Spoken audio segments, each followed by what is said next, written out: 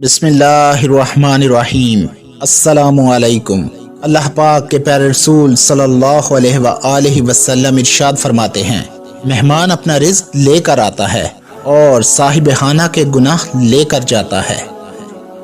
اللہ پاک کے پیارے رسول صلی اللہ علیہ وآلہ وسلم ارشاد فرماتے ہیں، جو شخص اللہ پاک اور آخرت پر ایمان رکھتا ہو اسے چاہیے کہ اپنے مہمان کا اقرار کرے۔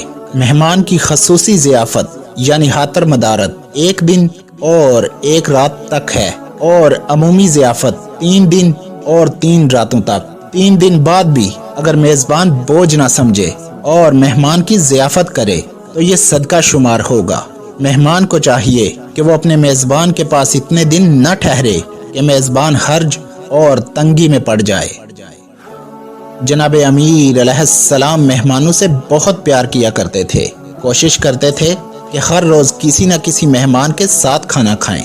ایک دن صبح سے شام ہو گئی لیکن کوئی مہمان نہیں آیا تو مغرب کے بعد جناب امیر علیہ السلام مسجد کے باہر کھڑے ہو گئے کہ جو بھی اللہ پاک کا غریب بندہ گزرے گا اس کو اپنا مہمان بناؤں گا۔ دور سے سلمان آنے لگے۔ جناب سلمان فارسی دست ادب کو جوڑ کے عرض کرنے لگے، یا علی، آپ اس طرح کیوں کھڑے ہیں؟ جناب امیر علیہ السلام فرمانے لگے، آج صبح سے لے کر شام تک میرے پاس کوئی مہمان نہیں آیا۔ سلمان، تمہیں پتہ ہے کہ میں مہمان کے بغیر کھانا نہیں کھاتا۔ تو جناب سلمان فارسی نے پوچھا، یا علی، مہمان آنے کی کیا فضیلت ہے؟ تو جناب امیر علیہ السلام فرمانے لگے، جس گھر مہمان آتا ہے اس گھر اللہ پاک رحمت برساتا ہے۔ جب تک مہمان رہتا ہے تب تک اللہ پاک 70 فرشتوں کو حکم دیتا ہے کہ اس گھر میں رہنے والوں کے لیے دعائیں مغفرت کرتے رہو۔ جب مہمان کھانا کھاتا ہے تو اللہ پاک میکائیل علیہ السلام سے فرماتا ہے کہ اس مہمان نواز انسان کے خلوص کے بدلے اس کے رزق میں فراوانی لکھ دے۔